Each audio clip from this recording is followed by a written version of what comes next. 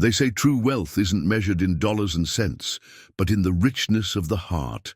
In a small Arizona town where everyone knows everyone else's business, Jack Morrison's auto repair shop is running on fumes and faith. With more kindness than cash in his pockets, he never turns away a soul in need, even when he's barely keeping the lights on himself. Then one scorching afternoon, a dust-covered motorcycle breaks down outside his garage. Its rider, wrapped in weathered leather, seems like just another passing tourist. But beneath that road-worn exterior is Alexandra Sterling, a tech billionaire, who's traded her boardroom for the open road, searching for something her fortune could never buy: authenticity, connection, love. As these two worlds collide in a symphony of grease and grace, neither realizes they're about to discover that sometimes the greatest riches come disguised as life's simplest moments. Before we jump back in, tell us where you're tuning in from. And if this story touches you, make sure you're subscribed, because tomorrow I've saved something extra special for you. Dawn broke over Copper Creek with the reliability of an old clock, painting the desert sky in shades of amber and rose. Jack Morrison had already been awake for an hour, standing in the shadow of his father's legacy, Morrison and Son Auto Repair. The rusted sign creaked gently in the morning breeze, its faded lettering a testament to decades of desert sun and countless stories of engines brought back to life. He paused at the shop entrance, fishing the keys from his worn Levi's pocket. His calloused fingers brushed against the day's mail, still unopened from yesterday. Mostly bills, he knew, and probably another letter from the bank. The morning ritual of unlocking the heavy padlock had become a meditation of sorts, a quiet moment before facing another day of trying to keep his father's dream alive. Inside, fluorescent lights flickered reluctantly to life, illuminating the organized chaos of his workspace. Tools lined the walls in careful arrangement, each one with its place and purpose, many handed down from his father. Jack's eyes drifted to the framed photograph hanging near his workbench, his father standing proudly in front of the newly opened garage in 1975, his mother beaming beside him, and a 10-year-old Jack perched on a tire stack, grinning with oil already smudged on his cheeks. "Morning, Pop," he murmured, as he did every day. The photograph never answered, but sometimes Jack swore he could hear his father's voice in the quiet morning hours, dispensing wisdom about carburetors and life with equal measure. The first rejection letter from Desert Valley Bank had arrived 3 months ago. The second came 2 weeks later, and the third sat unopened in yesterday's pile. Jack knew what it said without reading it. His loan application for garage modernization had been denied again. These days, the big auto chains were squeezing out independent shops like his, equipped with computer diagnostics and flashy waiting rooms. But Jack had something they didn't: 40 years of institutional knowledge passed down from father to son, and a ledger full of IOUs from grateful neighbors he'd helped over the years. Mrs. Henderson's ancient Buick sat in Bay 1, waiting for the starter motor he'd managed to source from a salvage yard 2 counties over. He could have told her to junk it, any other mechanic would have. But he knew that car was the last thing her late husband had given her. Some things meant more than money. The morning sun climbed higher as Jack worked, his movements precise and practiced. Each turn of a wrench, each diagnostic check carried the weight of generations.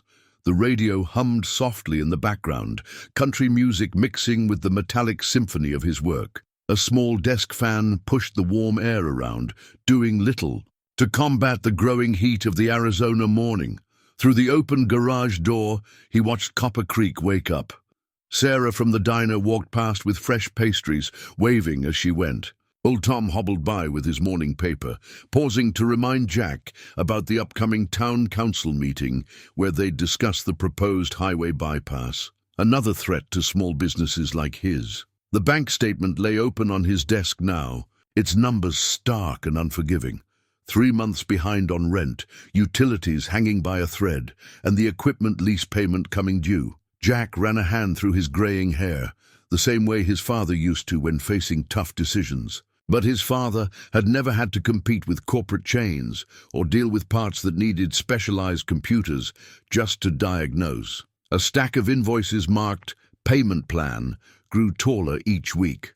Randy's farm truck repair, waiting until harvest. To pay, the Rodriguez family's minivan maintenance spread over 6 months. Miss Miller's brake job, exchanged for home-cooked meals. Jack couldn't turn them away, not when they needed help.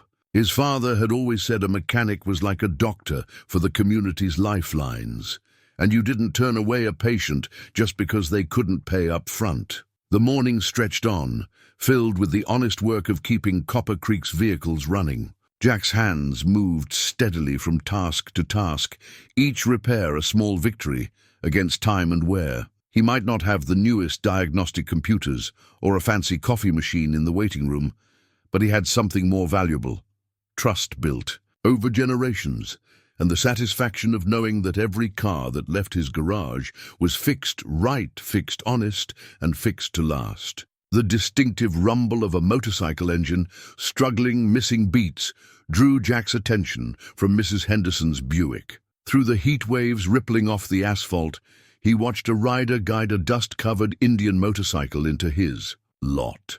The bike was a thing of beauty beneath its travel-worn exterior, a modern chief dark horse, if he wasn't mistaken, though something about its configuration seemed custom. The rider cut the engine, which sputtered to silence with a protest.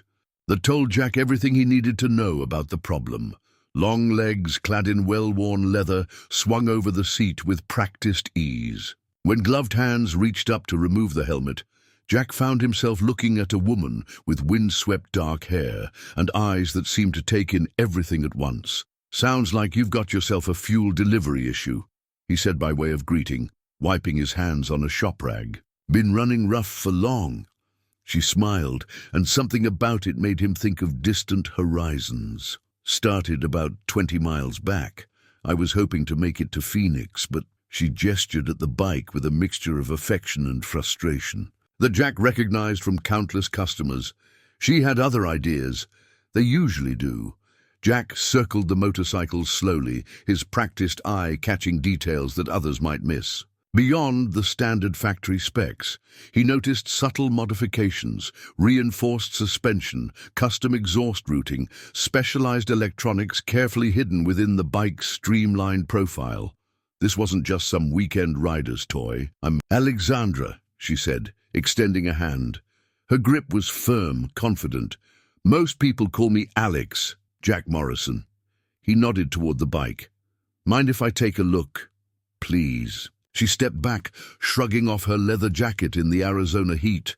The simple white t-shirt underneath was expensive.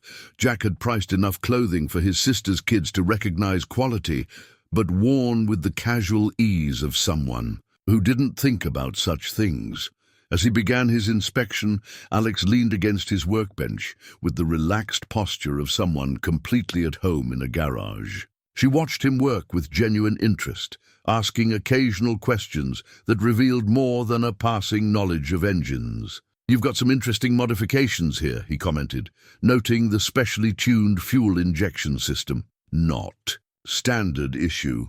A shadow of something, wariness perhaps, flickered across her face before she smiled. "I like to customize my rides, makes them feel more personal." Jack nodded, understanding perfectly. Every vehicle that came through his shop had its own personality, its own story. This one, though, felt like it was keeping secrets. The sophisticated electronics, the custom security features subtly integrated into the ignition system. This was no ordinary touring bike. "Should be a relatively quick fix," he said, straightening up.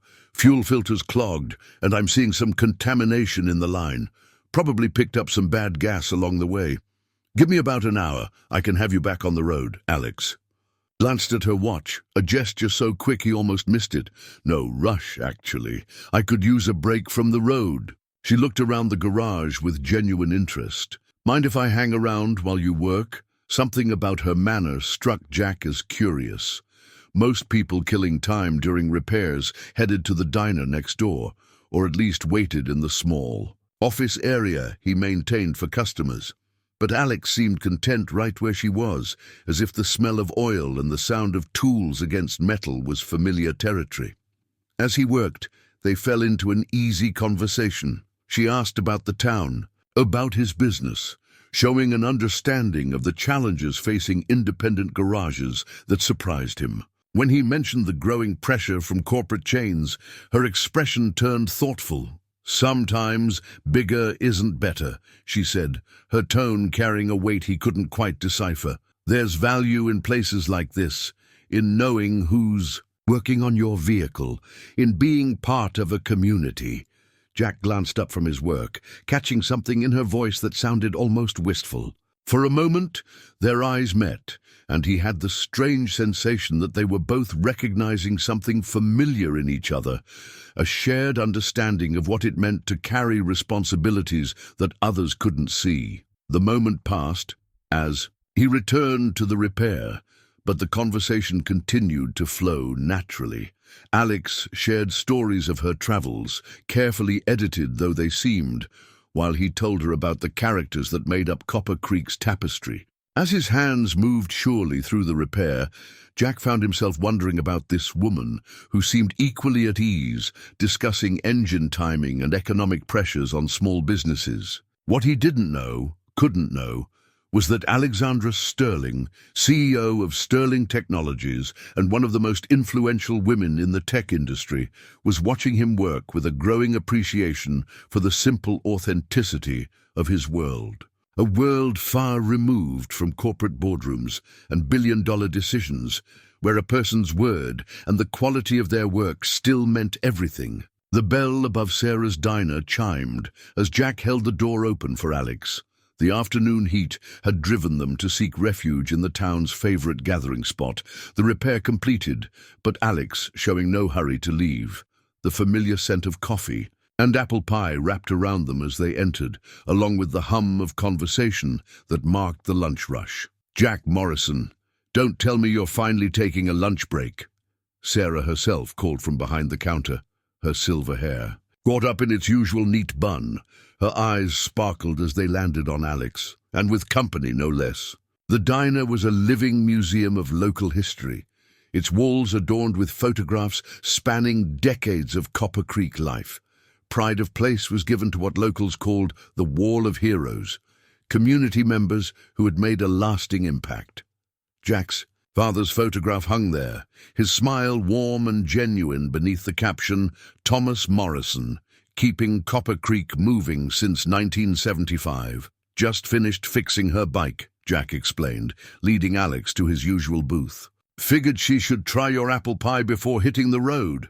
"Stranded traveler?" Sarah asked, already pouring 2 cups of coffee. "You're in good hands with Jack.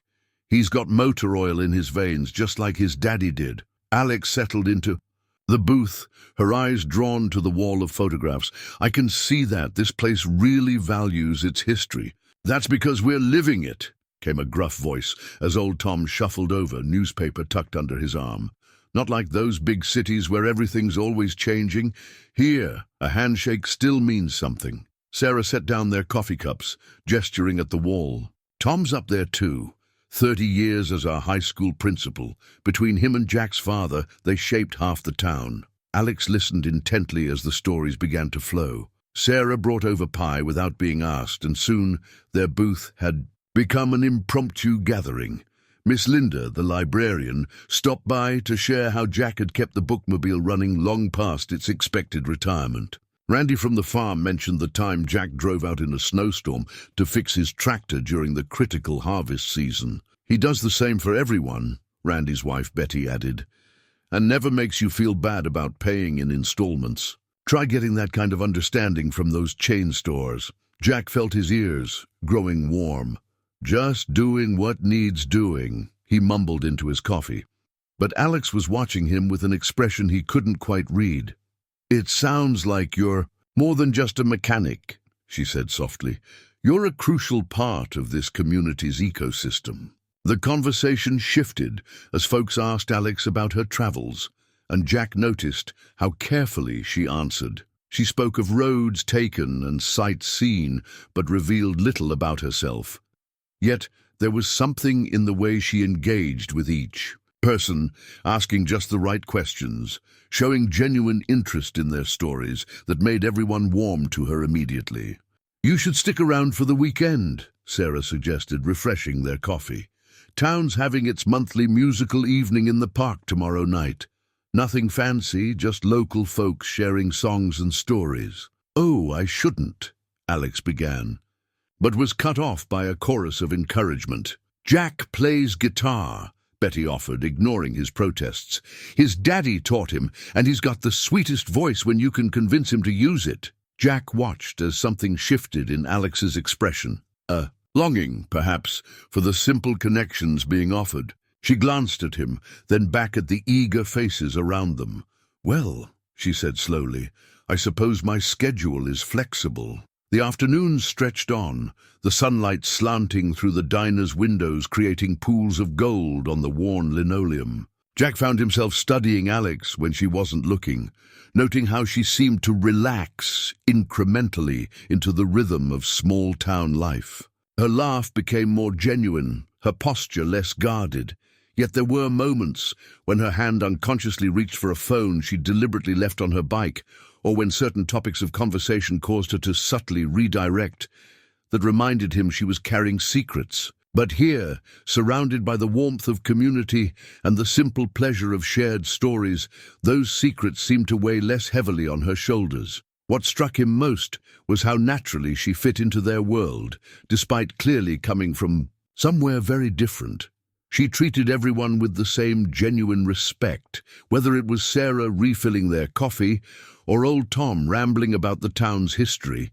It was a quality Jack had always valued, judging people by their character, rather than their circumstances. As the afternoon crowd began to thin, Jack caught Sarah giving him a knowing look over the counter. He chose to ignore it, just as he chose to ignore the warm feeling in his chest when Alex laughed at one of his terrible mechanics jokes. Some things were better left unexamined, at least for now. Night settled over Copper Creek like a velvet blanket, bringing with it a silence broken only by the distant call of coyotes and the soft whir of Jack's shop fan. He'd stayed late, telling himself it was to double-check the work on Alex's motorcycle, though he knew the repair was sound.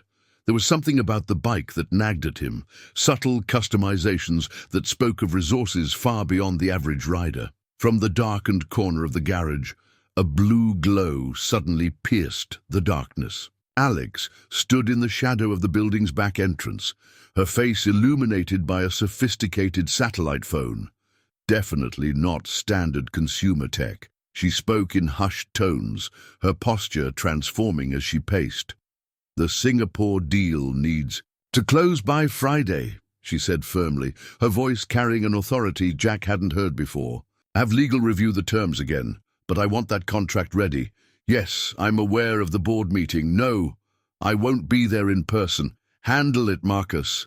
That's why I pay you 7 figures. Jack made sure his presence was known, deliberately dropping a wrench with a clang. Alex startled, quickly ending her call and slipping the phone into her jacket pocket. "Sorry," she said, smoothly transitioning back into her traveler persona. "Had to check in with family." Jack nodded, pretending he hadn't heard the exchange. "Just finishing up some final adjustments on your bike. Want to make sure everything's running perfectly." He switched on more lights, dispelling the shadows that had hidden their secrets. Alex moved closer to watch him work, and he noticed how she deliberately relaxed her shoulders, shed the mantle of whatever role she'd been playing moments ago. "You don't have to stay so late," she offered. "I'm sure the repair is fine." "Force of habit," he replied, running his hands along the custom fuel line. "My father always said night times, when you can really hear what an engine's trying to tell you, less noise to compete with." Alex settled onto a nearby stool, watching him with interest. The silence between them was comfortable, broken only by the soft clink of tools and the distant chirp of crickets. But Jack could feel the weight of unspoken words, of questions he knew better than to ask. "Your father taught you well," she said finally. "It's rare to find someone who truly understands machines these days. Everyone wants quick fixes, computer diagnostics. Nothing wrong with modern tools," Jack responded, checking a connection. But they're just that. Tools. Can't replace knowing how things work, how they fit together. He glanced up at her. Same with people, I suppose. Something flickered across Alex's face. Recognition, perhaps, or regret. She pulled out her satellite phone again, its sleek design incongruous in the worn comfort of the garage. Sometimes I wonder if we've lost something in all our progress.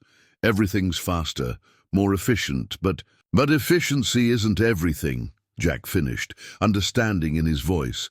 Alex nodded, her fingers tracing the edge of her phone. In my travels, I've seen how technology can disconnect as much as it connects. Everyone's reachable, but nobody's present. The irony of her words wasn't lost on Jack as another message lit up her screen. She glanced at it, her expression tightening imperceptibly before she turned the phone face down. Must be important, he said mildly, having a satellite phone for family calls. Alex met his eyes, and for a moment he thought she might tell him the truth. Instead, she smiled that careful smile he was beginning to recognize. Reception can be spotty on the road. Better to be prepared. Jack returned to his work, but his mind churned with questions. The sophisticated tech hidden in her bike's systems, the authority in her voice during the call, the satellite phone that probably cost more than his monthly revenue, none of it fit the image of a wandering biker. Yet something else didn't fit either. The genuine way she had connected with the town's people today, her understanding of small business struggles, the longing in her eyes when Sarah had invited her to stay. As if reading his thoughts, Alex stood and stretched. I should get some rest. Sarah offered me a room above the diner, said it used to be her mother's apartment. Good spot, Jack nodded. Sarah keeps it ready for stranded travelers, says it's good karma. Their eyes met again, and Jack saw the same warmth there that had drawn him earlier, now tinged with something that might have been regret. Alex seemed to be wrestling with herself, standing on the edge of a confession. Instead, she said softly, "Thank you, Jack, for the repair and for not asking questions I can't answer yet." She slipped out into the night, leaving Jack alone with his thoughts and the lingering scent of her subtle perfume. Another detail that didn't quite fit with her road-worn appearance. He found himself hoping she'd stay for the weekend music. Night, even as he wondered what other secrets that satellite phone held. Morning found Jack in his garage earlier than usual, running a chamois cloth over his father's restored 1956 Ford F100. The truck was his pride and joy, a project they'd started together and that he'd finished alone after his father passed. Its deep blue paint caught the early light, the chrome trim gleaming like new despite its age. "Now that's a beautiful machine," Alex's voice came from the doorway. She was dressed simply again, worn jeans and a white shirt, but something about the way she carried herself made even casual clothes look elegant. Dad always said she was too pretty to be just a work truck, Jack replied, patting the hood affectionately. "We restored her together mostly. Took us 3 years to find all the right parts." Alex ran her fingers along the truck's pristine fender. "The attention to detail is incredible. You don't see craftsmanship like this anymore." "Thought maybe." Jack hesitated, then pushed forward. "Thought you might like to see the view from Carson's Ridge. Best spot to understand what makes this place special. If you're not in a hurry to leave, that is." The smile that spread across Alex's face seemed to brighten the whole garage. "I'd like that." The old truck rumbled to life with a sound that spoke of perfectly tuned mechanics. As they pulled out of town, Jack couldn't help noticing how naturally Alex settled into the passenger seat, her arm resting on the open window frame, hair dancing in the wind. She looked more relaxed than he'd seen her yet, as if the further they got from civilization, the more she could just be herself. The road wound through red rock formations that glowed in the morning sun. Jack pointed out landmarks along the way. The old copper mine that had given the town its name, ancient. Petroglyphs hidden in shadowy alcoves, a natural spring that had served travelers for centuries. "Most tourists stick to the highways," he explained, downshifting as they started the climb. "They miss all this, the real heart of the place. It's amazing how much history is just hidden in plain sight, Alex mused. She'd been quiet for much of the drive, taking everything in with those observant eyes of hers. The truck handled the rough track with ease, testament to Jack's mechanical skills. When they reached the ridge, he pulled into a natural overlook that offered a panoramic view of the valley below. Copper Creek lay nestled in its embrace like a handful of toys scattered by a child, surrounded by the vast, untamed desert. Sometimes, "I come up here just to think," Jack said, killing the engine. "Helps put things in perspective." They sat in comfortable silence, watching a red-tailed hawk ride the thermals below them. Alex's phone buzzed in her pocket, but for the first time. Since he'd met her, she didn't reach for it. "Want to see something interesting?" he asked, reaching behind the seat. He pulled out 2 pairs of work gloves and a small toolkit. "If you're not afraid of getting your hands dirty." Alex's eyes lit up with genuine enthusiasm. "Lead the way." He guided her to a spot just off the overlook where an old miner's cabin stood, half hidden by brush.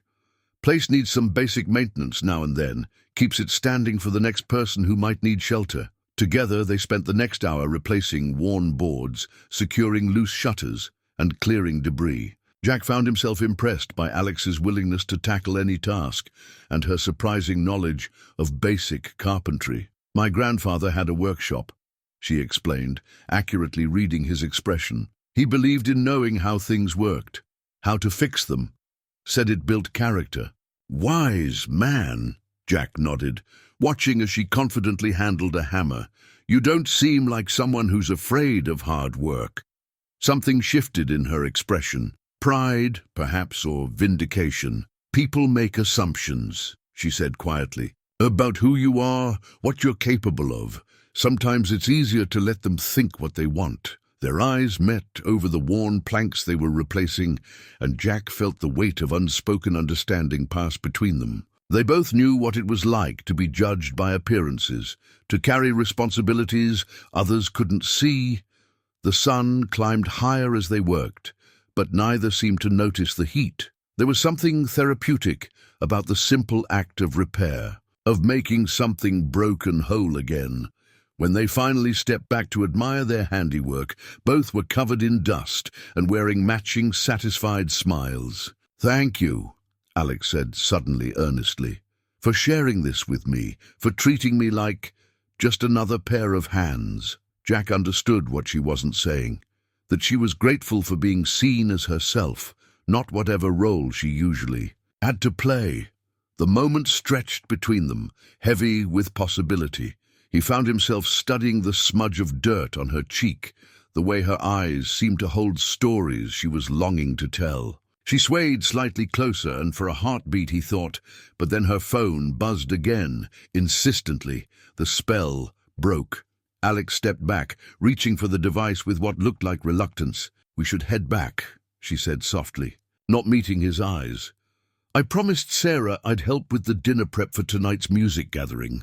As they drove back down the mountain, Jack couldn't help noticing how Alex kept her hand near his on the bench seat, not quite touching, but close enough to feel the warmth.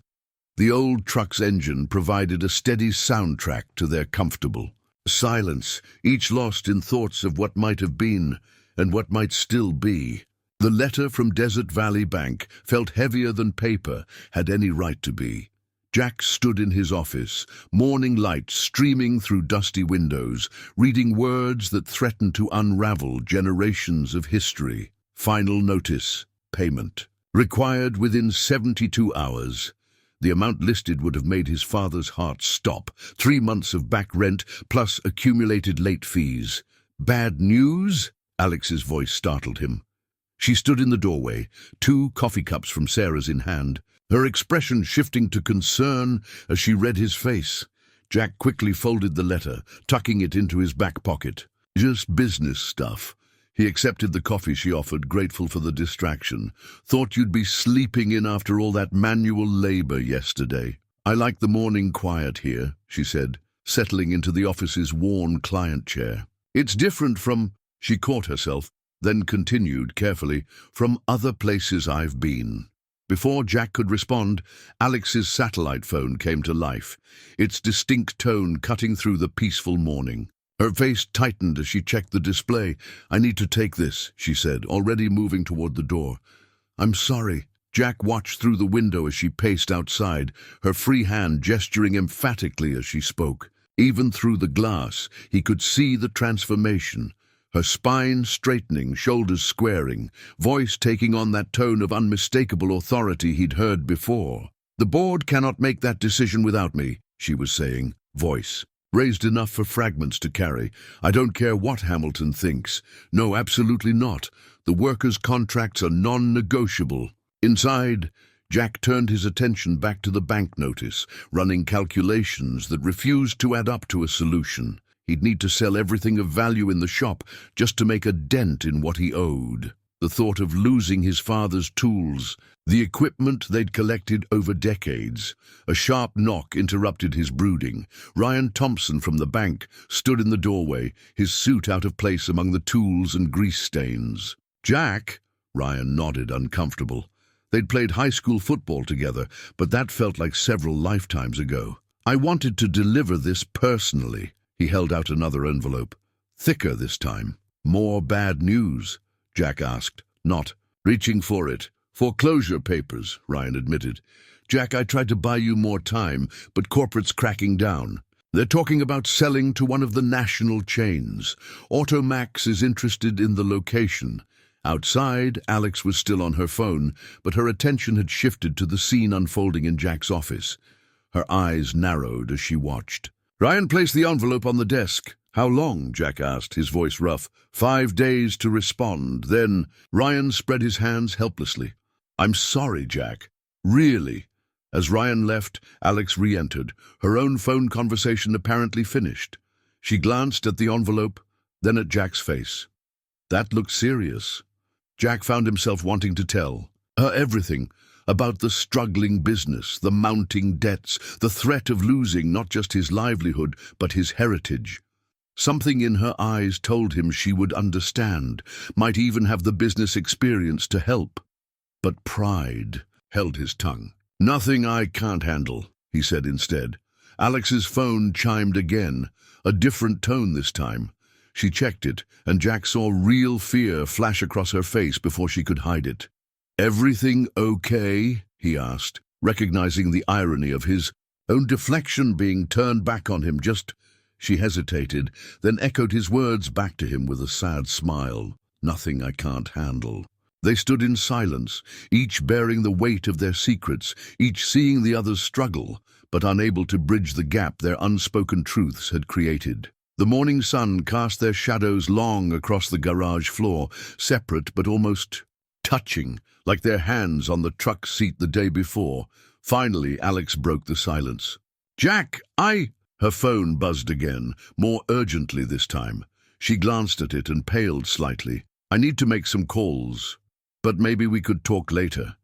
"At the music night," he nodded, watching as she hurried out, already dialing. Through the window, he saw her react to whatever news she received, her hand rising to her mouth, her posture rigid with shock or anger. Looking down at the foreclosure notice, Jack felt the weight of generations pressing down on him. The bank's logo stared back accusingly, while outside, Alex's voice rose and fell in a conversation that seemed to carry its own kind of desperation. Two worlds, he thought, each crumbling in their own way, and neither of them brave enough yet to admit they might need each other to build something new from the ruins. Evening settled over Copper Creek, bringing with it the kind of quiet that made secrets harder to keep.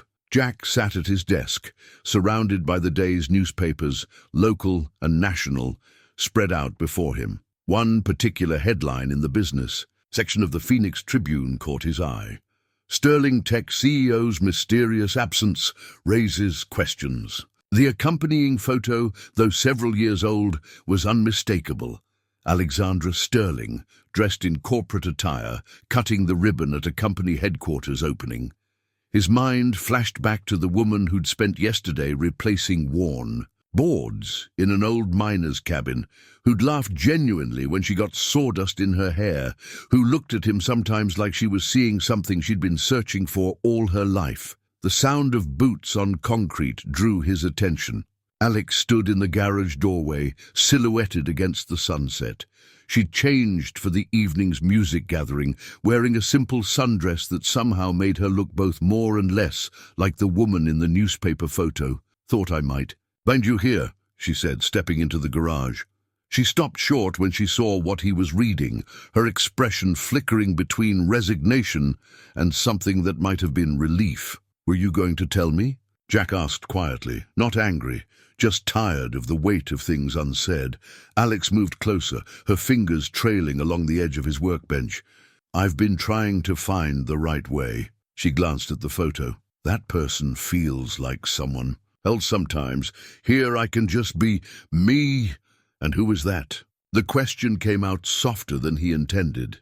She sank into the client chair, the one that had held 3 generations of Copper Creek residents waiting for their vehicles to be fixed.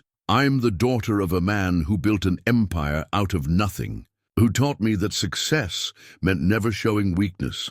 I'm the CEO of a company that employs thousands of people who depend on me to make the right decisions. And I'm a woman who spent the last week discovering that everything I thought I wanted might be wrong." Jack studied her face in the fading light. "Why here? Why stop in Copper Creek?" "My bike really did break down." She smiled faintly. "But staying, that was because of this place, because of you." She gestured around the garage. "You've built something real here, Jack, something that matters. My company's worth billions on paper, but you're rich in ways I'm only beginning to understand." "Rich?" Jack couldn't help the bitter laugh. "I've got 72 hours to come up with enough money to save this place, or it becomes another soulless chain store." The words hung between them, his first admission of the trouble he was in. Alex straightened, her business instincts visibly warring with her emotional connection to the situation. "Let me help," she said finally. "I have resources." "Don't." Jack stood, moving to the garage door, looking out at the town he loved. "I didn't tell you because I wanted money." "Then why did you tell me?" He turned back to her, seeing both versions of her at once. The powerful CEO and the woman who'd spent yesterday covered in dust and smiling like she'd discovered a new world. "Because I'm tired of pretending I'm not falling for someone who's been pretending to be someone else." The truth landed between them like a physical thing. Alex stood, crossing the space between them with slow steps. "I haven't been pretending with you, Jack. Everything that matters, how I feel, who I am when I'm here, that's all real." "How can I know that?" he asked, even as his hand reached for hers, unable to stop himself from making the connection. "Because I've never been more scared of anything in my life," she whispered. "Running a billion-dollar company, that's easy compared to standing here, wanting something I'm not sure I can have." Their fingers intertwined, calloused mechanics' hands meeting those that had signed corporate deals worth millions. For a moment, none of that mattered. Not his pride, not her position, not the complications waiting to unfold. But reality had a way of asserting itself. From the diner, they could hear the first strains of music starting, the town gathering beginning. Alex's phone buzzed in her purse, ignored but insistent. And somewhere in Phoenix, decisions were being made in boardrooms that could affect thousands of lives. "Come to the music night," Jack said finally. "Be Alex, just Alex, for one more evening. Tomorrow we can figure out how to be whoever we need to be." She squeezed his hand, and in her eyes he saw the same battle he was fighting. Between duty and desire, between the lives they'd built and the life they could sense waiting just out of reach. The town square had transformed under strings of twinkling lights, their glow softer than the harsh fluorescence of Jack's garage. A hand-painted banner stretched between 2 old oak trees. "Copper Creek Monthly Music Night. All welcome." It rippled gently in the evening breeze, each movement catching the light differently, like memories shifting in and out of focus. Jack and Alex walked from the garage together, close but not touching, the weight of their earlier conversation. creating an invisible space between them. The sound of acoustic guitars and cheerful conversation drew them forward, and Jack couldn't help noticing how Alex's steps slowed as they approached, as if trying to memorize every detail. "Jack Morrison!" Betty called out from her spot by the refreshment table. "You're just in time. Tom's been asking when you'd bring your guitar up." Old Tom sat in his usual spot, holding court with his banjo. He nodded at Jack, then did a double take at Alex in her sundress. "Well now, doesn't our wandering biker clean up nice?" Alex's laugh was genuine, if slightly nervous. "Had to make an effort for my first Copper Creek music night." The evening unfolded like a well-loved book, each page revealing something new, while feeling comfortingly familiar. Children chased fireflies at the edges of the gathering. Couples of all ages swayed to the music. The air was sweet with Sarah's fresh-baked cookies and the last warmth of the desert day. "You really should play something," Alex murmured to Jack as they watched Randy lead the crowd in a folk song. "I'd like to hear you." Before Jack could respond, Sarah appeared with his father's old Gibson guitar. "No excuses tonight, Jack. Show your friend what Morrison men are made of." The guitar felt right in his hands, its wood worn smooth by years of use. He settled onto a stool, aware of Alex watching him intently from her seat nearby. His fingers found the opening chords of an old Johnny Cash song, "I Walk the Line," and the familiar melody rose into the night air. When he sang, his voice carried the kind of honesty that only comes from living the emotions behind the words. Alex's eyes never left him, and in them he saw understanding dawn. He wasn't just singing a song, he was telling her how he felt. The applause that followed felt distant, unimportant compared to the way Alex brushed away a tear she thought no one had noticed. But their moment was interrupted by a group of teenagers approaching Jack with excitement. "Mr. Morrison, we wanted to thank you for fixing up the old bus for our band." Their young spokesperson gestured to the banner proudly. "We painted that to say thanks. The whole town signed it." Jack looked closer at the banner, noticing for the first time the signatures decorating its borders. Hundreds of names, each representing a life he'd touched in some way. Alex stood beside him, reading the messages of gratitude scattered among the signatures. "Thanks for keeping Dad's tractor running so I could go to college," she read softly. "Your payment plan saved our family business. The Morrison men taught me everything I know about engines and integrity." The teenagers drifted away, but Alex remained, her hand finding his in the growing darkness. "They all know who they can count on," she said. "That's worth more than any corporate valuation." The moment was perfect, until Alex's phone lit up with an urgent message. Jack felt her tense beside him, saw the corporate mask, trying to slip back into place as she read whatever crisis demanded her attention. "I have to make a call," she said reluctantly. "Just one, I promise." He watched her step away into the shadows, her sundress catching the light from the banner as she moved. Even from a distance, he could see the CEO's posture returning, her voice taking on that tone of command. Old Tom appeared at his side, following his gaze.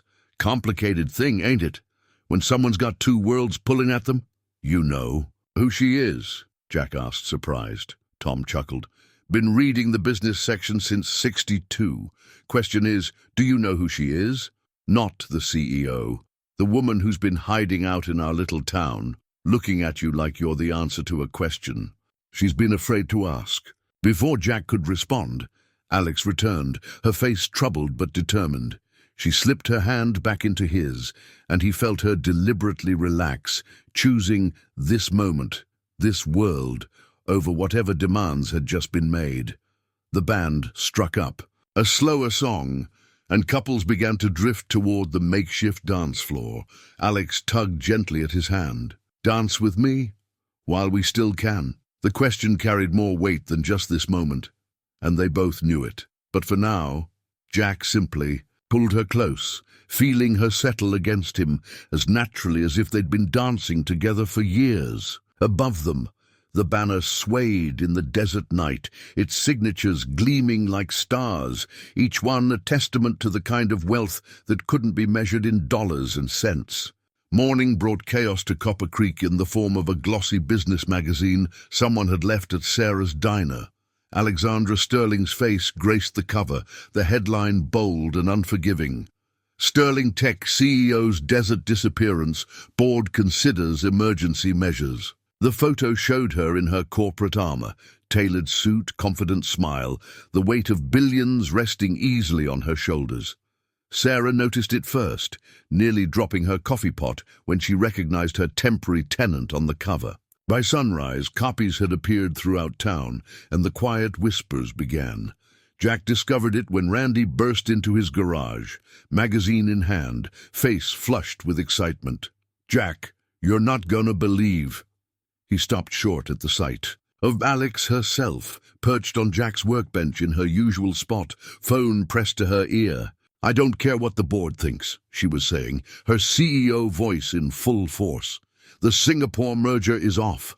Their labor practices are exactly what we've been fighting against, and—" She looked up, saw Randy's wide-eyed stare, the magazine in his hands. Her voice faltered. "I'll call you back." The silence that followed felt like a physical presence. Randy backed out slowly, leaving the magazine on a tool cart. Its glossy pages caught the morning light, making Alex's corporate image seem to glow.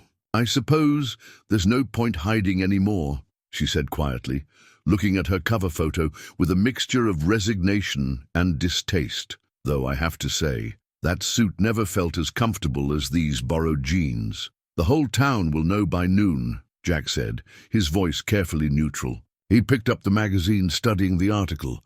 "Says here you're worth $4 billion personally, companies valued at 20. He paused, the next words difficult. "Also says you're engaged to some tech mogul in California." Alex stood so quickly. She knocked over a wrench. "That's old news, ancient news. Hamilton was a business arrangement that I ended months ago. It's partly why I left. The board wanted that merger more than they wanted to maintain our company's values." "And what about this?" Jack held up the magazine again. "Was I just another business arrangement, a quick study in how the other half lives?" "Jack, no. Because I've been trying to figure out why someone like you would spend a week in a dying town, working on old cars and eating diner food. Makes for a great human interest story, doesn't it? Billionaire plays mechanic, finds quaint charm in small-town life." The hurt in his voice seemed to physically pain her. "That's not what this was. What this is, then what is it, Alex? Or should?" "I say, Miss Sterling?" The formality felt wrong in his mouth, like engine parts that didn't quite fit. "Because, from where I'm standing, it looks like I'm just a pit stop on your journey of self-discovery. Something to tell your board about when you get back to your real life. My real life." Now there was anger in her voice, sharp and sudden. "You think that's my real life? Board meetings and mergers and pretending I care about stock prices?" She gestured around the garage. "This past week, fixing things that matter, helping people who need it, being with someone who sees me and not my net worth. That's the most real I've felt in years." "And what happens next?" Jack demanded. "You buy my garage, solve all my problems with your billions, turn Copper Creek into your pet project? Is that what you think of me?" Her voice was quiet now. "Dangerous, after everything we've shared. Who don't know what to think anymore. The Alex I thought I knew wouldn't have hidden something this big, wouldn't have let me fall for a lie." The words hung between them, the first acknowledgement of what had been growing between them all week. Alex took a step toward him, then stopped, seeing something in his expression that kept her at bay. "It wasn't a lie," she said softly. "The only lie was pretending I wasn't falling just as hard." She reached for her phone, which had been buzzing incessantly. "But maybe you're right. Maybe this was always going to end when reality caught up with us." She walked to the door, pausing at the threshold. The morning sun caught her face, and for a moment Jack saw both versions of her at once, the powerful CEO and the woman who'd helped him fix an old miner's cabin. For what it's worth, she said, not turning around. This week meant more to me than any business deal I've ever made, and I never once thought about buying your garage. Some things should stay pure. She left him standing there, the magazine still in his hands, its pages reflecting a world that seemed impossibly far from the oil-stained concrete of his father's garage. Through the open door, he could hear the growing buzz of town gossip, the excitement of having a celebrity in their midst, overshadowing the simple connection that had made the past week feel like magic. The magazine's cover seemed to mock him now, showing him a version of Alex he'd never known, or maybe had known all along, but hadn't wanted to see. In the distance, he heard a motorcycle engine roar to life, and wondered if that would be the last sound he'd hear of Alexandra Sterling in Copper Creek. By midday, Copper Creek was buzzing with a nervous energy it hadn't seen since the copper mine closed in '85. Social media had exploded with posts from locals who'd interacted with Alex during her stay. Sarah's diner had become an impromptu news center, with her phone ringing constantly as reporters sought comments about the mysterious billionaire who'd spent a week in their small town. CNN called twice, Sarah told Jack when he finally ventured in for coffee. Some fellow from Forbes wanted to know if she'd mentioned anything about the Singapore merger. She studied Jack's face with motherly concern. "You doing okay, honey?" Jack stared into his coffee cup, seeing his reflection fragmented in the dark liquid. Just another day in Copper Creek, but it wasn't, and everyone knew it. His phone had been lighting up with notifications, tweets and posts tagging his garage, speculating about his relationship with Alexandra Sterling. Someone had dug up security camera footage from the diner, showing them sharing pie and laughing together. The grainy video had gone viral, with captions ranging from romantic to cynical. Billionaire's secret romance with small-town mechanic and Sterling Tech CEO's PR stunt exposed. She wasn't what anyone expected, was she? Old Tom settled onto the stool next to Jack, newspaper in hand. A billionaire who knows her way around a hammer, who'd rather fix an old cabin than stay at the Ritz. "Does it matter?" Jack asked, more sharply than he'd intended. "She's gone now." "Is she?" Tom pointed to the window, where Alex's motorcycle still sat in front of Jack's garage. "Looks to me like she left something behind." Jack hadn't been able to bring himself to move the bike. It stood as a testament to both her presence and her absence, sunlight glinting off its custom details that now seemed like neon signs advertising her true identity. His phone buzzed again. Another reporter, this time from a major network. He switched it off, but not before seeing a tweet that made his stomach clench. "Sources say Sterling Tech board meeting scheduled for tomorrow. CEO's return imminent." The bell above the diner door chimed as Betty rushed in, tablet in hand. "Have you seen what they're saying online about the garage?" She thrust the device at Jack, showing him a business forum's discussion thread. "They're talking about how you might have inspired some new Sterling Tech initiative about supporting small businesses." Jack pushed the tablet away. The idea that his struggles might become some corporate pet project turning his coffee bitter in his mouth. But Betty wasn't finished. "And look at this!" She pulled up another post, this one showing security footage from their day fixing the cabin. The image was blurry but unmistakable. Alexandra Sterling, covered in dust, leaning forward, to examine their handiwork with genuine interest.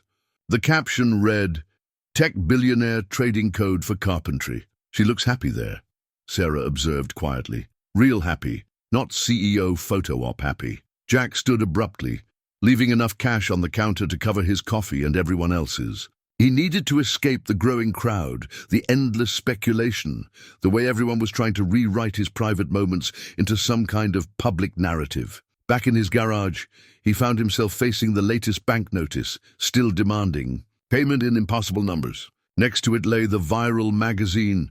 Alex's corporate smile, a stark contrast to the genuine warmth he'd seen in her eyes just yesterday. The juxtaposition felt like a physical ache. His worn leather wallet sat open on the workbench, and from it, peeked a small photo booth strip from the music night, 4 black and white images of him and Alex, unguarded and laughing, her head thrown back in genuine mirth, his eyes fixed on her face with an expression that revealed everything he'd been trying to hide from himself. These were the real moments, he thought. Not the viral videos or speculation-filled tweets, just 2 people finding something unexpected in a small desert town. But maybe that was the problem. Reality had too many edges, too many complications to fit into either of their worlds. His phone screen lit up with another notification. Sterling tech stock surges amid rumors of CEO's return. Jack turned the phone face down, but not before catching a glimpse of another headline that cut deeper than the rest. Desert romance. A billionaire's holiday from reality. Alexandra's coffee cup still sat on Jack's workbench, lipstick staining the rim, half full and long cold. He'd been avoiding looking at it all morning, the way people avoid looking directly at the sun.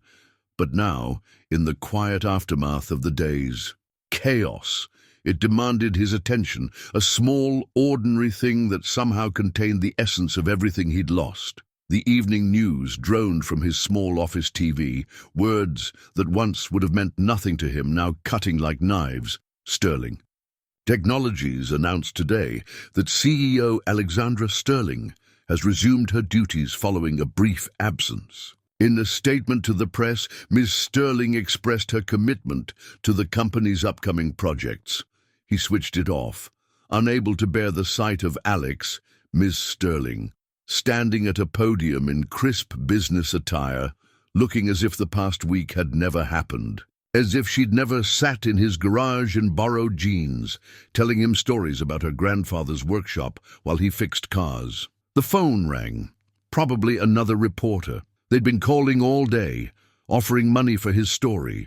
One had even suggested a book deal. Jack let it go to voicemail, focusing instead on Mrs. Henderson's Buick. At least cars made sense. They didn't hide their problems, didn't pretend to be something they weren't. "You're being too hard on her." Sarah's voice came from the doorway. She entered carrying a plate of meatloaf, his father's favorite. "And too hard on yourself." "I've got work to do," Jack said, not looking up from the engine. "She left something for you," Sarah continued, undeterred. "Asked me to give it to you once things calmed down." She placed an envelope next to the plate. Jack stared at it. Alexandra's elegant handwriting spelling out his name. "I don't want—" "It's not money," Sarah interrupted. She was very clear about that. Said some things matter more than fixing problems with a checkbook. After Sarah left, the envelope seemed to grow larger, more insistent. Finally, Jack wiped his hands and opened it. Inside was a single key and a note. "The bike belongs in a real garage with someone who understands its heart. Like its rider, it's happiest when it's not pretending to be something it's not." The motorcycle stood where she'd left it, morning dew beading on its chrome. Jack ran his hand along its custom frame, remembering how she'd watched him work. On it that first day, asking questions that revealed more knowledge than any casual rider should have. "She designed some of the modifications herself," a male voice said, making Jack turn. A man in an expensive suit stood in the garage entrance. Marcus, he guessed from Alex's phone calls.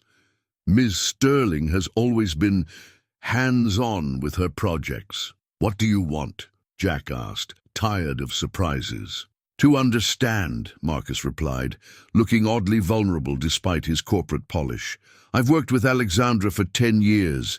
Never seen her like this. She came back different." Jack turned back to the bike.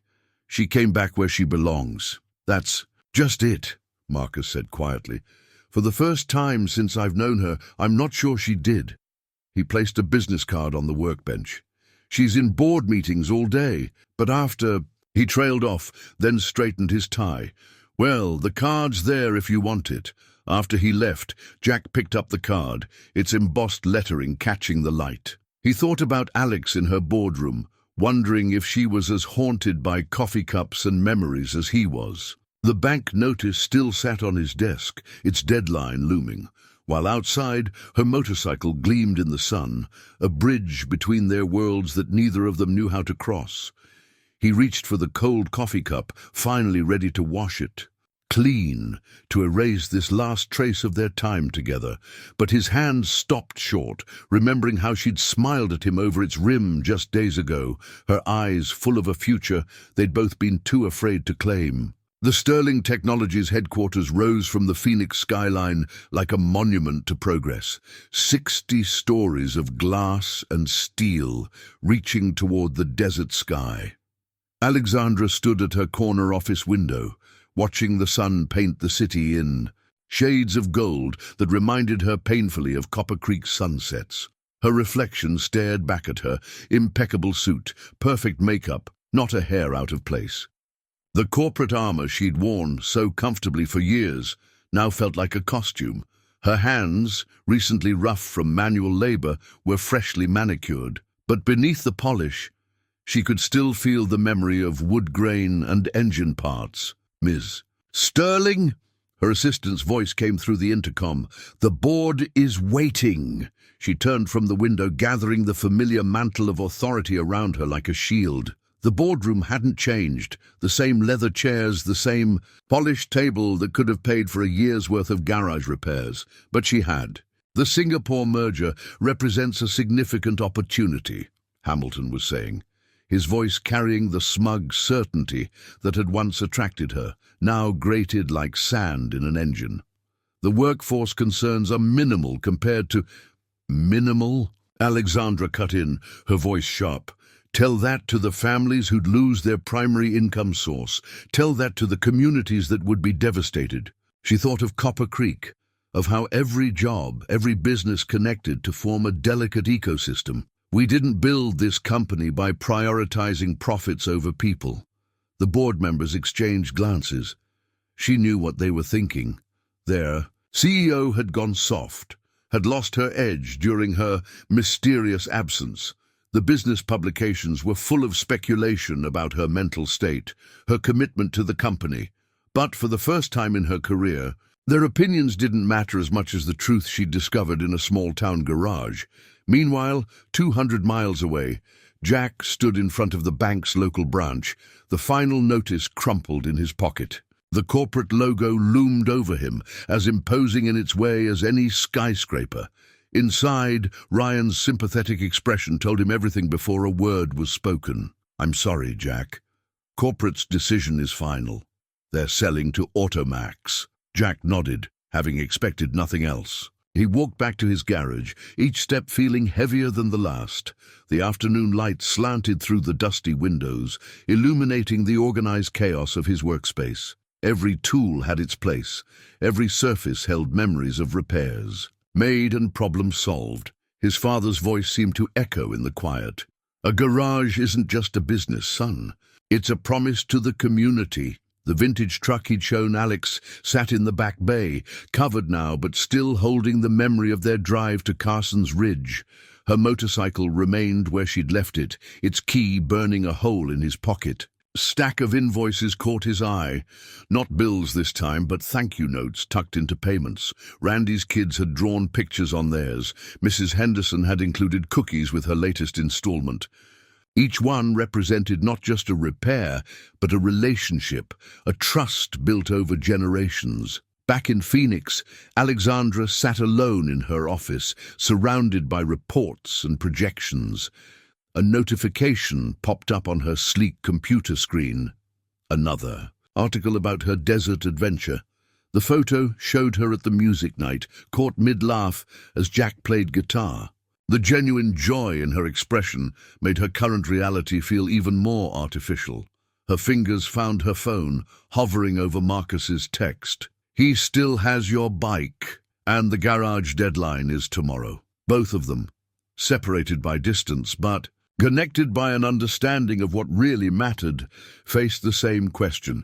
Was success measured in dollars and cents, or in the lives you touched? Was it found in corporate boardrooms and billion-dollar deals, or in the simple authenticity of work that made a difference? The sun continued its journey across the Arizona sky, casting long shadows in both their worlds.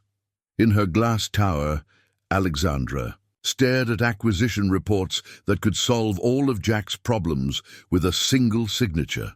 In his garage, Jack held tools that could fix anything except the distance between their lives. The letter arrived by courier just as Jack was preparing to close the garage for what might be the last time.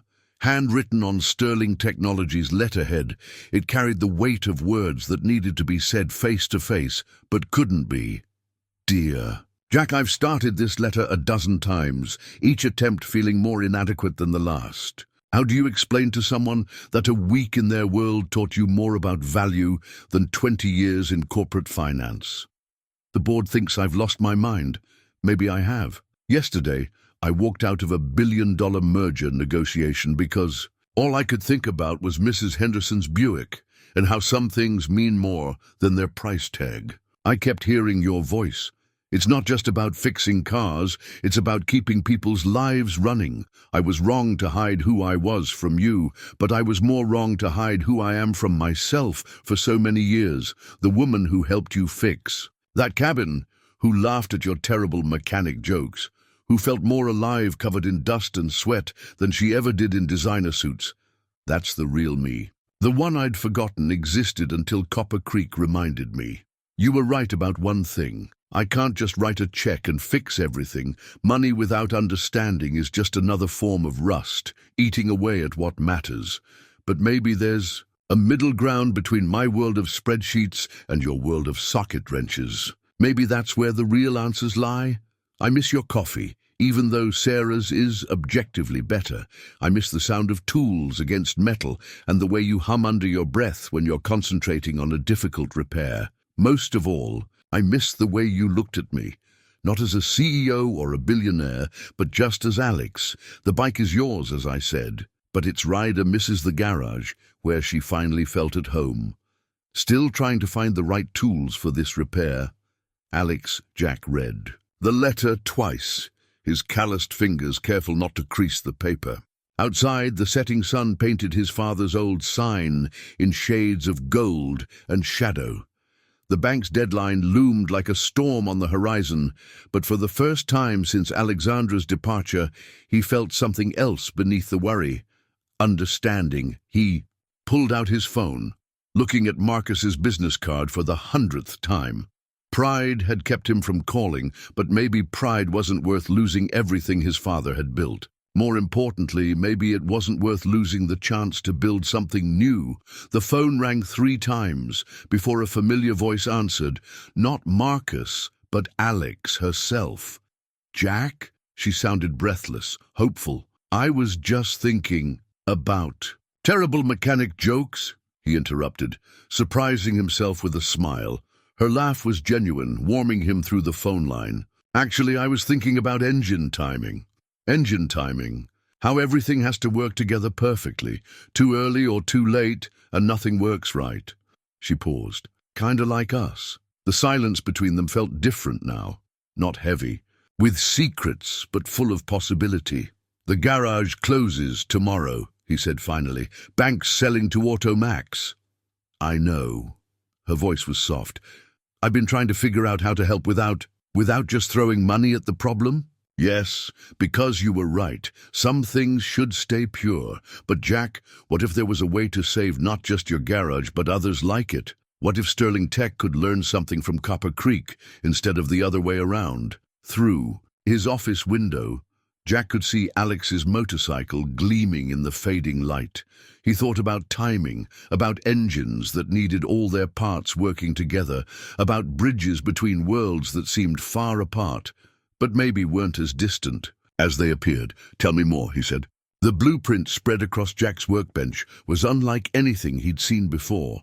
It showed his garage, but reimagined, expanded while somehow maintaining its essential character. Alex had overnighted it from Phoenix, along with a note. Not a takeover, a partnership. It's a pilot program, Alex explained through the speakerphone propped next to his coffee cup. Sterling Tech's Independent Garage Initiative. We provide technology, training, and support to family-owned shops while they maintain complete operational control. Jack traced the proposed additions with an oil-stained finger. And what does Sterling Tech get out of it? Data. He could hear the excitement in her voice. The kind of real-world mechanical knowledge that only comes from decades of hands-on experience. We're developing AI diagnostic systems, but they're limited by their training data. What if they could learn from mechanics like you? The idea was starting to take shape in Jack's mind, like having an experienced mentor looking over your shoulder. Exactly. Plus, it gives independent garages the tools to compete with corporate chains without losing their identity. She paused. The board sees it as a tech investment. I see it as preserving something valuable. Old Tom had wandered in during the conversation, studying the blueprint with keen interest. Looks like you're keeping the original sign, he observed. Non-negotiable, Alex replied through the speaker, along with maintaining current payment plans and community service policies. Jack looked at the proposed layout again. The basic footprint of his father's garage remained intact, with thoughtful additions that would increase efficiency without sacrificing character. A new diagnostic bay would complement, not replace, the traditional work areas. The waiting room would be modernized, but still feature the wall of community photos. The whole town's talking about it, Sarah chimed in, arriving with fresh coffee. Randy's already asking if this means you can work on his new tractor's computer systems. Word had spread fast in Copper Creek. What had started as a potential tragedy, the loss of a community institution, was transforming into something else. Hope. Jack had spent the morning fielding calls from other independent garage owners in the region, all facing similar pressures from corporate chains. We've identified 50 family-owned garages across Arizona that could be part of the pilot, Alex continued. Each one a cornerstone of their community, just like yours. But Copper Creek would be the model. The morning sun streamed through the garage windows, illuminating the blueprint's careful details. Jack could see Alex's influence in the elegant solutions, the way it bridged old and new. But he could also see his father's legacy preserved, even enhanced. There's something else, Alex said, her voice softer now. The program needs a director, someone who understands both the technical and human aspects. Someone who knows that sometimes a payment plan and a kind word are as important as the repair itself. Jack's hand stilled on the blueprint. Alex, you wouldn't have to wear a suit, she added quickly, unless you wanted to. Mostly you'd be doing what you've always done, helping people keep their lives running, just on a larger scale. The garage had grown crowded as word spread. Betty from the diner, Randy from his farm, even Ryan from the bank had stopped by to see the blueprint. Their presence reminded Jack of the music night, of community bonds that ran deeper than business plans. It's not just my decision, Jack said finally. This garage belongs to Copper Creek as much as it does to me. We know, came a chorus of voices. Jack looked up to see more townspeople filtering in, drawn by the excitement of possibility. That's why it's perfect, old Tom declared. You'd be showing other towns how to keep their hearts beating just like you've done for us. The blueprint seemed to glow in the morning light, its lines representing not just a building, but a bridge between worlds. Jack picked up his father's old wrench, feeling its familiar weight. One condition, he said into the phone. Name it. Alex's voice was steady, but he could hear the tension beneath. The bike stays here, in the garage where it belongs. He paused. With its rider, if she wants to spend more time away from that glass tower. The silence that followed felt electric. Then Alex's laugh, real and warm and full of promise, filled. The garage, I think we can work that into the proposal, she said, and Jack could hear the smile in her voice. After all, every good pilot program needs hands-on oversight. The new garage sign caught the morning light, its design a careful balance of past and present. Morrison and Sterling Automotive retained the classic script of the original while adding a subtle modern touch. It wasn't just a sign, it was a declaration that change didn't have to mean loss. Jack stood in the doorway of his expanded garage, watching Alex park her motorcycle in its usual spot. She'd traded her corporate suit for work clothes, though he noticed with amusement that even her casual attire probably cost more than his monthly utilities. Some habits died hard. The board approved the final funding this morning, she announced, joining him in the doorway. 50 garages across the state will be part of the pilot program. But this one, she gestured at the partially renovated space around them. This one's special. The garage was in transition, much like they were. New diagnostic equipment shared space with vintage tools. A state-of-the-art computer system sat beside the old filing cabinet filled with handwritten customer records. The waiting room now featured both comfortable modern seating and the familiar wall of community photos. Mrs. Henderson stopped by earlier, Jack said, leading Alex to his workbench. Wanted to make sure we'd still work on her Buick, even with all the fancy new equipment. Alex smiled, remembering the elderly woman's story. What did you tell her? Showed her this. He pulled out a worn, leather-bound book, his father's original customer ledger. Told her as long as her name's in here, she's family. New technology doesn't change that. They'd spent weeks finding this balance, arguing sometimes, compromising. Often, Alex had learned to step back when Jack insisted certain things needed to stay the same, while he'd come to appreciate how her innovations could enhance rather than replace what made the garage special. The AI learning system is already showing promising results, Alex said, pulling up data on her tablet. Every repair you do, every diagnosis, it's all helping build a knowledge base that other independent garages can access. Your father's expertise living on through technology. Jack watched as she explained the technical details, noticing how she'd retained her CEO's confidence while shedding the corporate armor that had kept her isolated. Here, among the tools and engine parts, she was just Alex, brilliant, passionate, and finally at home in her own skin. Speaking of expertise, she continued, the training program starts next week. 5 garage owners from across the state coming to learn how to balance tradition with innovation. She paused, studying his face. Are you ready to be a teacher? Already am, he replied, nodding toward the corner where Randy's teenage son was apprenticing, splitting his time between the computer diagnostics and hands-on repairs. Some things you can only learn by doing. The morning crowd began filtering, irregular customers mixing with curious newcomers drawn by the changes. Sarah arrived with coffee, chatting with a reporter from a tech magazine who'd come to cover the pilot program. Old Tom held court by the new coffee machine, telling anyone who'd listen about how the garage had evolved since 1975. Jack, Randy called from the entrance. That new diagnostic system figured out what's wrong with my tractor's computer, but I still want you to take a look. Don't trust anything until you've put your hands on it. Alex watched the interaction with satisfaction. This was what she'd hoped for.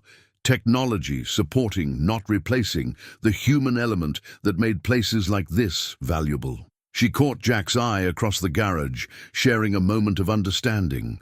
They were building something unique here, something that honored the past while embracing the future. Later, as the sun began to set, they sat in Jack's restored truck, parked at Carson's Ridge. The valley spread out below them, Copper Creek's lights twinkling like earthbound stars. The garage's new sign was visible even from this distance, a beacon of possibility. Think we got the timing right this time? Alex asked, her hand finding his on the seat between them. Jack smiled, remembering their conversation about engine timing and relationships. Perfect timing takes practice, he said. Good thing we got plenty of that ahead of us. The partnership agreement hung framed on the garage wall, its formal language softened by the personal touches they'd insisted on including. Beyond the standard legal text, there was a handwritten addendum that spoke to the heart of what they'd built. This agreement represents not just a business merger, but a commitment to preserving the values and community spirit that make independent garages essential to the towns they serve. 3 months into the pilot program, Morrison and Sterling, automotive had become something neither of them had quite expected. The waiting room was full, but not with people killing time. Customers gathered there to share stories, seek advice, and watch the fascinating dance of old and new techniques working in harmony.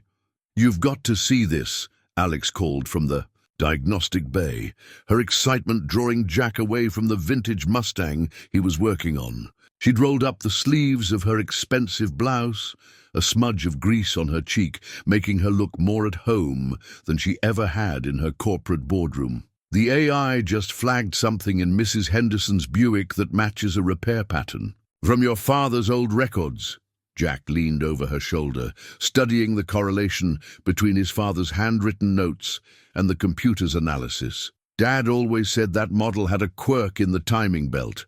Looks like the system's learning his tricks. More importantly," Alex added, "it's sharing that knowledge with other garages in the network. Yesterday, a shop in Flagstaff prevented a major engine failure because of this pattern recognition." The sound of motorcycles rumbled outside.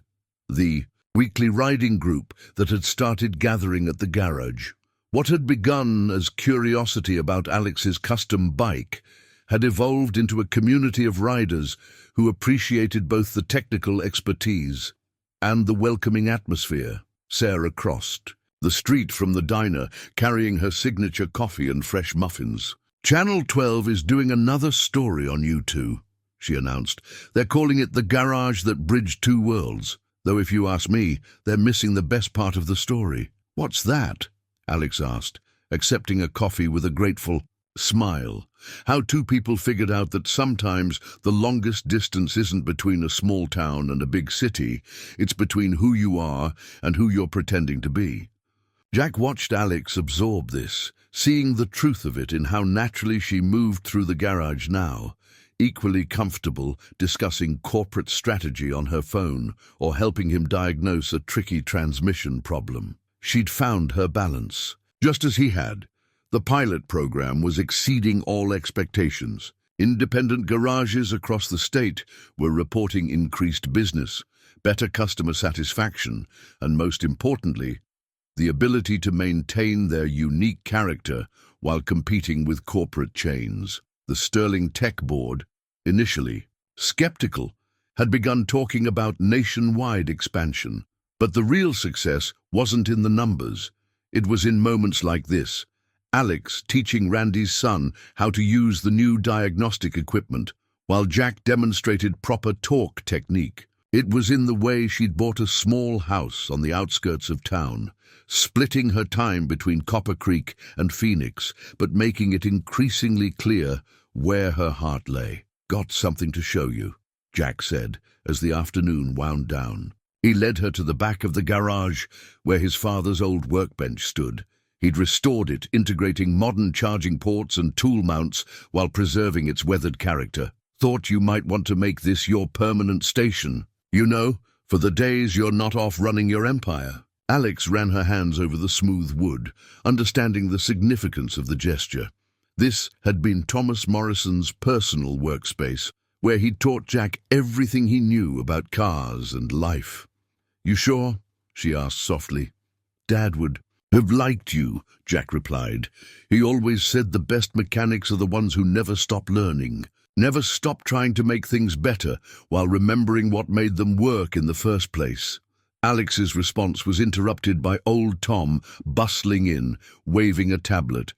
"Have you seen the latest numbers from the other pilot sites? We're revolutionizing how independent garages work together." His enthusiasm was infectious.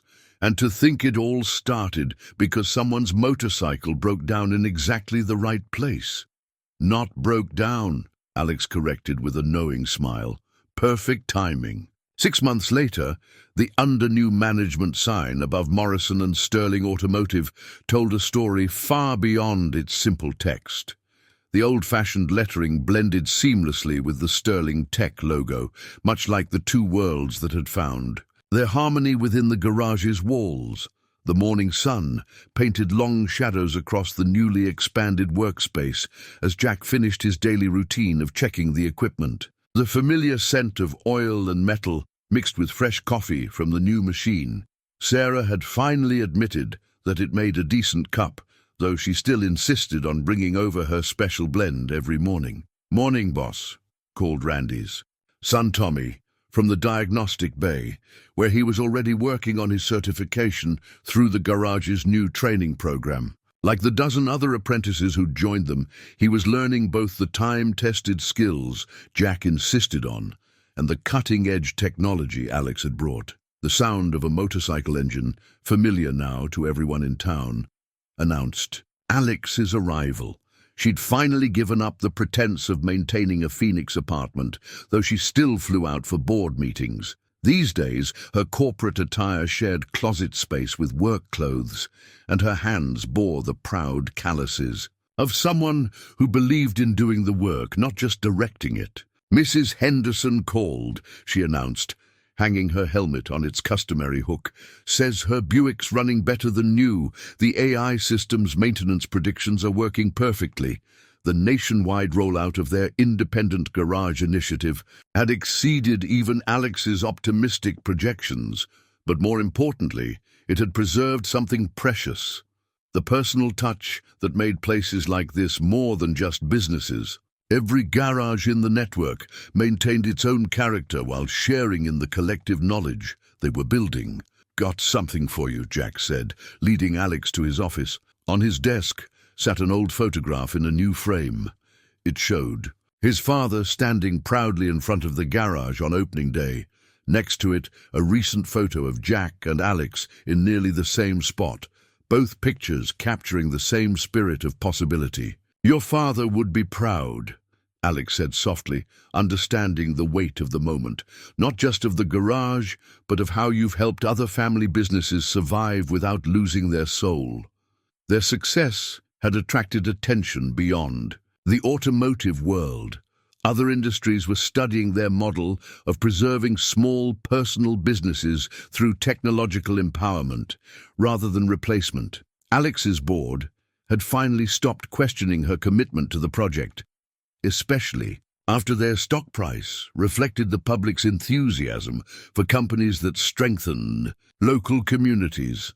The morning crowd began filtering in, regular customers mixing with young mechanics there for training, tech specialists collaborating with old-school craftsmen. Sarah arrived with her signature muffins, engaging in her usual friendly debate with the coffee machine's AI about proper brewing temperatures. "Got a full day ahead," Jack noted, reviewing the schedule on their integrated system. 3 vintage restorations, 5 computer diagnostics, and that seminar for the new pilot program garages. "And dinner at Carson's Ridge later?" Alex suggested, her eyes twinkling. "I hear the sunset's particularly beautiful this time of year." Jack smiled, remembering their first trip up there when both of them had been trying so hard to hide parts of themselves. Now, they'd found that rare thing, the ability to be completely who they were, together.